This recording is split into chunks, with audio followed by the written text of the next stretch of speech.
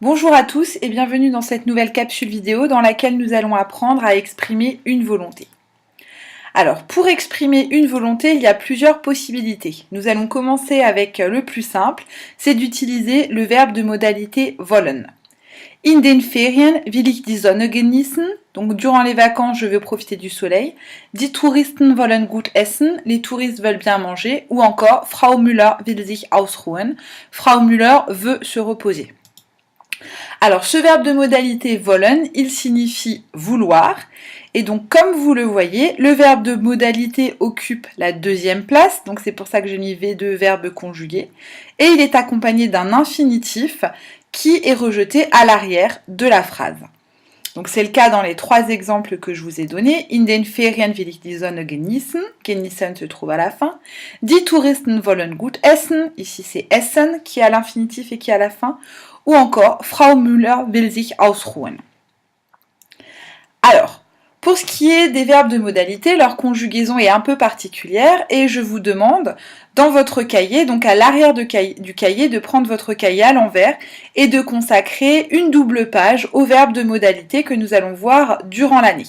Donc il y en a 6, il faut en mettre 3 par page et vous pouvez donc commencer par recopier la conjugaison du verbe wollen, ainsi que ce qu'il sert à exprimer, donc ici la volonté, et un exemple.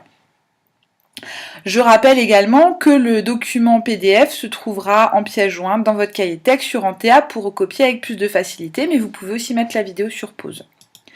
Alors, ce qui permet aussi d'exprimer une volonté, mais qui est un tout petit peu plus compliqué à utiliser, c'est bien sûr une expression ou un verbe qui exprime une volonté. Alors, j'en ai retenu deux. Lust haben qui signifie avoir envie et vorhaben qui signifie avoir l'intention de faire quelque chose. Alors, ça fonctionne un tout petit peu différemment. Je vous ai mis ici deux exemples pour chacune des expressions. Lea hat Lust im Meer zu schwimmen. Léa a envie de nager dans la mer. Ou encore, ich habe vor, nicht zu viel Geld auszugeben. J'ai prévu ou j'ai l'intention de ne pas dépenser trop d'argent. Alors, avec ces expressions ou ces verbes qui expriment une volonté ou un souhait mais qui ne sont pas des verbes de modalité, en fait, il faut utiliser un groupe infinitif et l'infinitif, il est précédé toujours de zu. Vous voyez, Lea hat Lust im Meer zu schwimmen. Schwimmen est bien un verbe à l'infinitif et il est précédé de zu. Si je reformule avec wollen, on voit bien que le zu disparaît. Lea will im Meer schwimmen. Le groupe infinitif est également séparé de la proposition principale par une virgule. C'est le cas également avec vorhaben. Ich habe vor, nicht zu viel Geld auszugeben. Ici, le zu s'intercale entre la particule séparable et le verbe, mais ça revient à peu près au même. Et il disparaît si on reformule la phrase avec wollen. Ich will nicht zu viel Geld ausgeben. Donc, quand on utilise une expression ou un verbe exprimant une volonté ou un souhait, l'infinitif, il est intégré à un groupe infinitif et est précédé de zu. Alors juste petite digression par rapport à l'utilisation de la virgule. Il n'y a pas de virgule quand le groupe infinitif est court ou qu'il est composé d'un seul complément. C'est le cas par exemple de Lea hat Lust zu baden.